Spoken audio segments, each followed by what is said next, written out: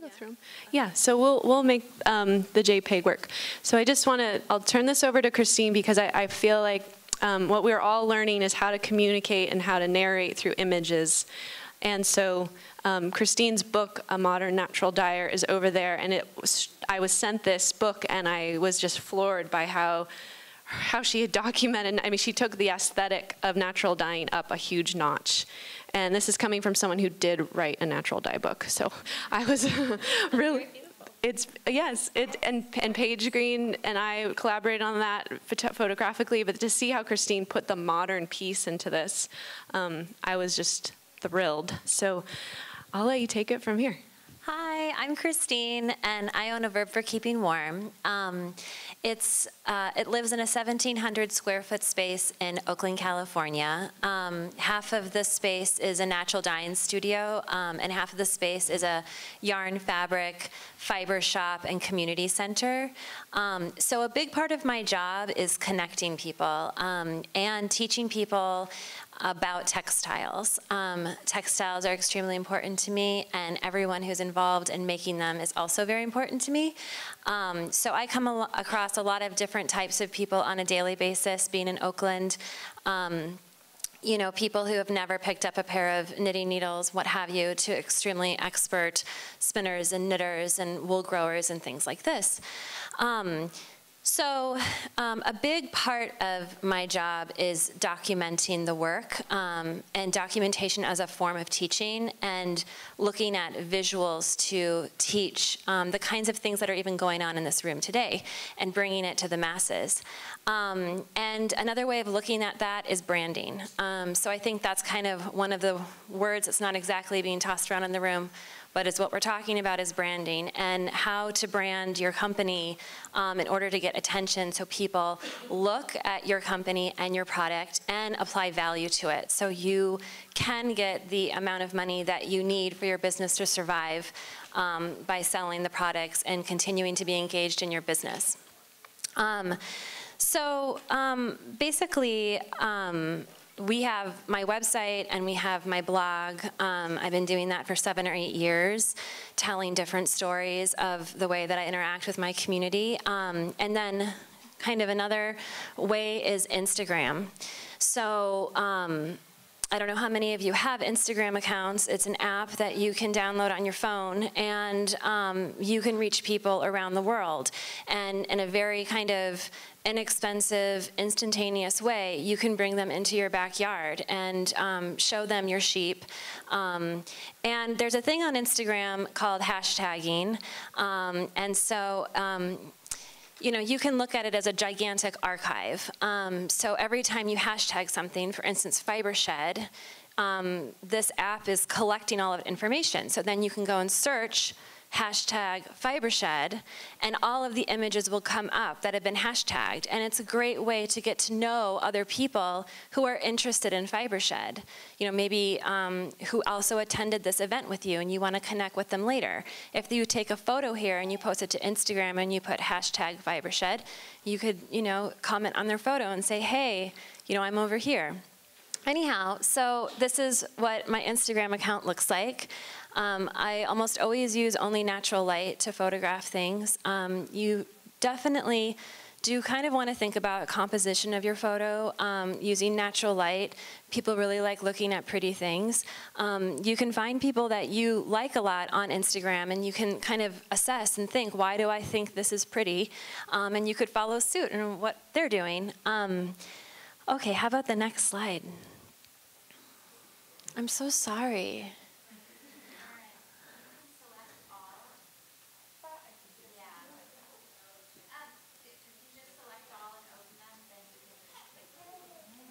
Oh, good.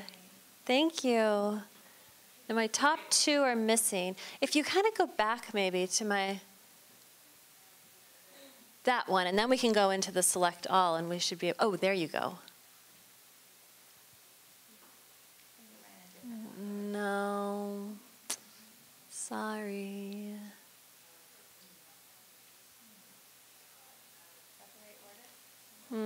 Almost. We're just missing stuff at the top.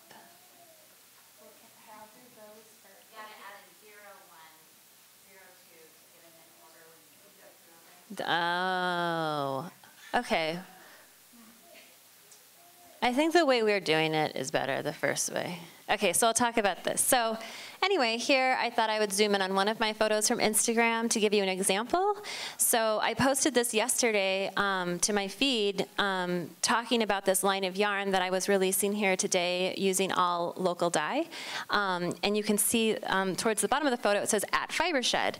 And so that links FiberShed to this. So anyone who's reading my post can click on that @FiberShed and go into the FiberShed Instagram feed and be able to check out what FiberShed is doing. And a lot of times this is all about connecting. So some of my people that follow me might say, oh, well, I really like what you do, so I want to see who else's work you honor. So they follow and they go into FiberShed, and then they follow FiberShed and are able to keep up with what FiberShed is doing on a day-to-day basis. So there's that. Oh, this is sadness. Okay, so then my next foray into kind of documentation, that's like my everyday kind of program that I do. So 4 years ago, during the first FiberShed, is when I met Sally Fox, and I started working with her on developing a line of yarn. And when I knew I was going to do that, I decided to hire a photographer. It's something I had never done before. You know, I was really green, and you know, there's big questions like, how much does a photographer cost? And is the photographer going to take good photos, or photos that you like, and things like that? So another program online that is helpful is called Pinterest. Pinterest are these kind of virtual bulletin boards that you can pin things to. And it's a great way to be able to collect images and then to be able to give them to someone, like a photographer, and say, these are the kinds of images that I find beautiful. And you could compare them to their work, or that gives them just a better sense as to what you're looking for. Any kind of information like that that you can give them is helpful. So this photographer, I scheduled for her to come out during shearing day, and one of the really beautiful things about working with a photographer, especially one that has never really been around sheep, is that they're all seeing this kind of with brand new eyes. You know, it's like this magical world. And of course, I warned her and said, like, there's animals, and are you okay with getting dirty and everything like that? And she was totally cool with it. You don't want someone who's not cool with that. But anyway, she came out and she took these gorgeous photos, and I just thought she's so funny. Like, as adorable as I think sheep's kneecaps are, I don't know that I would have thought to have ever taken this photo. And so it was just great to see the way that she saw things, and that I might take for granted. So a lot of times too, when you're trying to photograph kind of in your own backyard, it might look ho-hum to you. You might be thinking, oh my God, this is like all the poop I have to pick up, or, you know, who knows? But they don't see it that way. You know, it's like a beautiful way. And an artist, so you're collaborating with that artist to bring your environment to the community. Okay, we can look at the next one. Okay.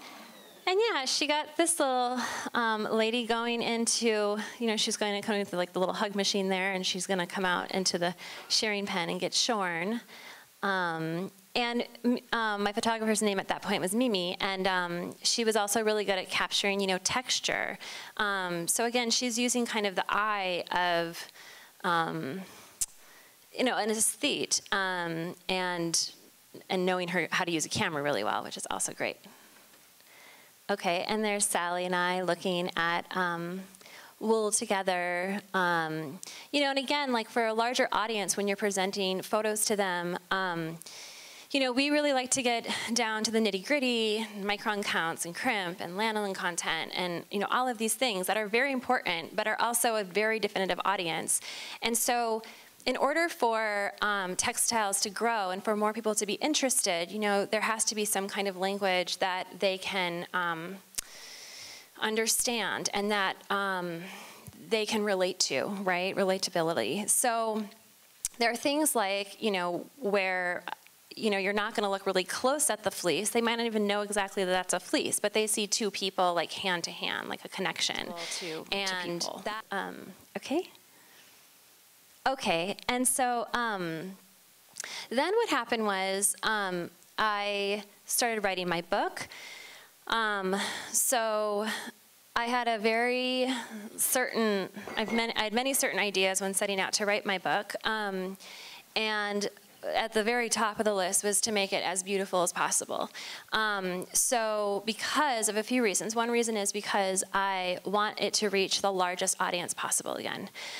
So people who maybe have never even done anything with fiber, but are drawn in by what is on this cover. I want to know more. And thinking that maybe perhaps natural dyeing might be someone's first kind of fiber-oriented craft. It doesn't have to necessarily be knitting or sewing. So that's what kind of started that out, and also making it very accessible again so that anyone from someone who has never dyed or maybe even used textiles at all to a master dyer could find something to work with in the book. Okay.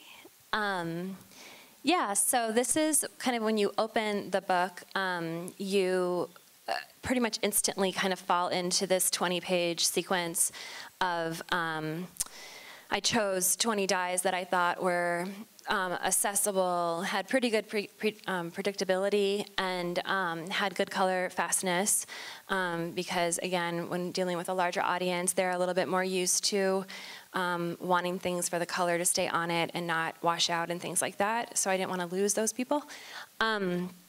So this section I had had in my mind for a really long time, and I explained it to my photographer. And my photographer for this book, her name's Sarah Remington, and she is, her studio's in Emeryville, and Paige and her good friends, I don't know if Paige is in here, and they did a photography workshop out here, actually, I believe with farmers. But anyhow, so I explained kind of my idea, again, just like having a vision and explaining it. And I wanted to dye all of these different fabrics and yarn. And then what happened was, there's this wonderful woman named Alessandra Mortola. She's a stylist, and I had never worked with a stylist before, but you know, she would go, and I handed her all of the materials, and then she would just put them all down and place them. And then we grew all the plants, because I wanted to have on the spread every form the dye is available in, giving lots of texture, and again, a lot of entrance points. So you've got like the plant person might connect to the plant, the indigo extract maybe is the person who, you know, is into paint even, wanting to make paints. So that's how we did that. And then one of the other things to notice in the background is a piece of lightly indigo dyed linen. So that's what people refer to as a surface. So when you start looking in catalogs or on blogs or on Instagram of, you know, people who are really sought after as photographers, in Rebecca's book, there's a surface of kind of this beautiful dark brown rustic wood. And so, you know, you're kind of your own little art director in a way, right? And so you're kind of thinking like, what do I want to convey? Part of that would be, let's say, choosing 2 or 3 surfaces that you would photograph your stuff on, and that becomes maybe your signature style. So when someone sees that photo, they're like, okay, that came from the studio of X, Y, and Z, and they connect to that. And that branding is being done automatically for you. So it could be a piece of cloth. That's something that's really easy to store. My stylist is very committed to her work, and she rented her neighbor's garage, and she built bays in, and each bay is loaded with surfaces. You can go in and pick any surface, and it's absolutely amazing. And her whole house is a prop library that she rents to other stylists, right? So yeah, doing the book, there was a very large learning curve of just kind of seeing into all of this and how really catalogs are made, right? And as much as, you know, you might want to deny huge consumerism, capitalism, whatever, it's like, again, what can we garner from that industry and then use it to have beautiful hand-grown wool and natural dyes and things like that, right? Okay, so the next slide. Oops. I think it's thinking.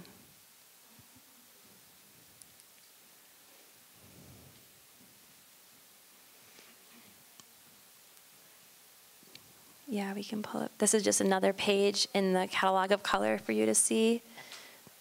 Oh, there's where I was holding wool. It's okay. Yeah, so this is another page within the book, looking at goldenrod and yarrow. And again, another surface, this kind of vintage French linen. And then we could look at a different one. Okay, so here then you work into us showing documentation in a different way. So I'm a fiend for documentation on many different levels. It's almost like an onion or something, but like layers making.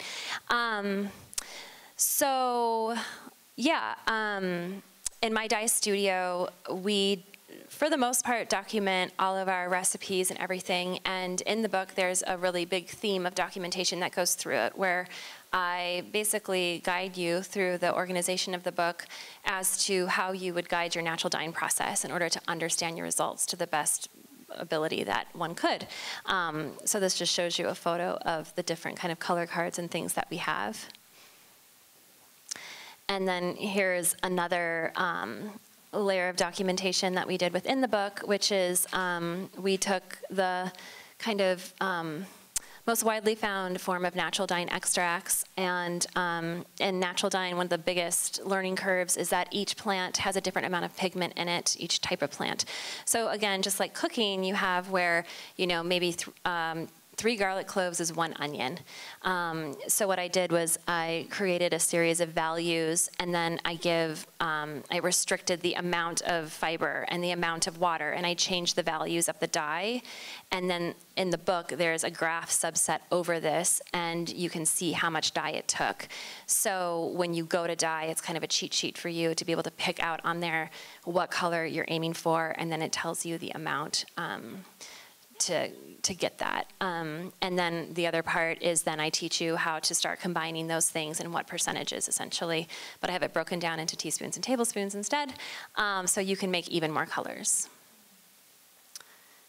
And this is a photo that was in the book, more of a beauty shot where, again, like I go like really heavy into something very analytical like that, but I'm like, oh, beauty shot, like rest your brain, take a break. So yeah, that was really important to me to be able to kind of like low tide and high tide. Okay, next one. Okay, so another thing that I really wanted to be involved in my book, and again, this kind of comes down to you like thinking about your audience and broadening the audience, right? So we've done lots of really great things in the food industry and slow food, and there's tons of people, especially in the Bay Area, who now attend farmers markets and love knowing the farmers they get their vegetables from, and eating farm to table and all of this, and that's great. However, I feel pretty strongly that until people want to include their clothing within that kind of foresight, we're kind of spinning wheels in terms of the ecological destruction of clothing and animal and human rights issues. I feel like I can say that here, where I don't talk about as much. So anyway, I really wanted to make sure that I had things that related to food types. And so I made sure to go and to put a project in the book that was a napkin and a placemat. In addition to that, I've watched the women in my family pretty much teach themselves how to cook. I mean, I grew up kind of eating like the canned corn and whatever. I grew up in the Midwest, to now my mom making these beautiful spreads of food. She's a big devotee of Ina Garten and Barefoot Contessa, and even, Alice Waters cookbooks and what have you, but where people have had this kind of beautiful photo in the cookbook, and they've said, I want to make that. If you would say to them, do you really want to learn how to make a spiral cut ham that takes, X amount of hours and, the bread from homemade to go with it and the whole 9 yards, most people would be like, no, I don't really want to learn that. That sounds really overwhelming. But maybe if you showed them a beautiful photo and said, do you want to learn how to make this? It's a very visceral, yes, I would love to learn to make that. So there are 20 projects in the book, and each of them is kind of designed to be pretty and to capture your attention and useful. And yeah, so there's that aspect as well. And then I wanted to make sure I had people of different ages in the book. We got to see a lot today about children interacting with fiber. And so, including them and in the projects as well as models in the book, because we need the next generation in order for this to keep going.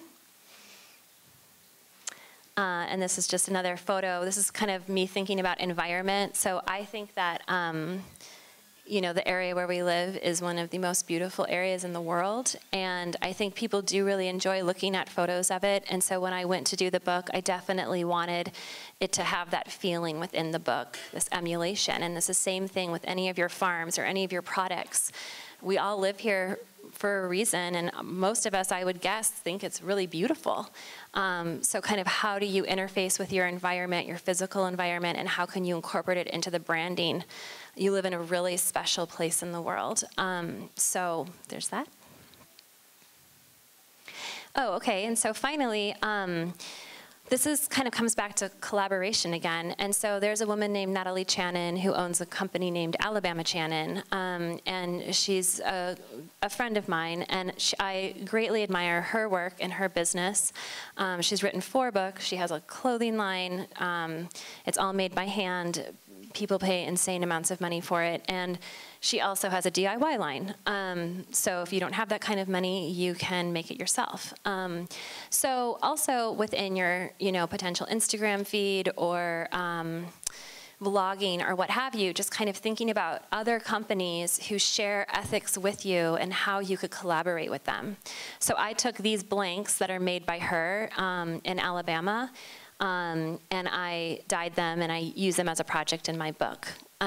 So, you know, that's kind of a fun way. Like, I can't raise sheep. I run a business and a dye studio. But, you know, someone like Sally, there's like this little fly that keeps bugging me.